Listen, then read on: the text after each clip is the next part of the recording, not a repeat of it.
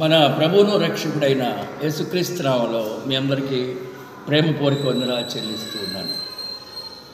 ప్రియమైన దేవుని బిడ్డలారా, మనం అందరం కూడా బాప్తీసం పొంది సంస్కారంలో ప్రభురాత్రి భోజన సంస్కారం లేక బల్లారాధనలో పాల్గొంటూ ఉంటాం.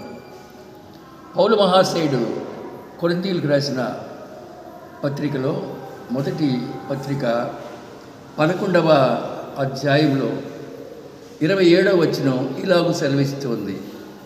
కాబట్టి ఎవడు అయోగ్యముగా ప్రభు యొక్క రొట్టెను తినునో లేక ఆయన పాత్రలోంది త్రాగునో వాడు ప్రభు యొక్క శరీరమును గురించి రక్తమును గురించి అపరాధి అగును.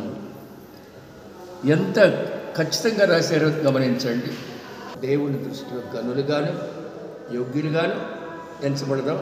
అట్టి దయ అట్టి కృప యేసు దేవుడు మీకు అనుగ్రహించుడుగాక. ఆమేన్, ఆమేన్.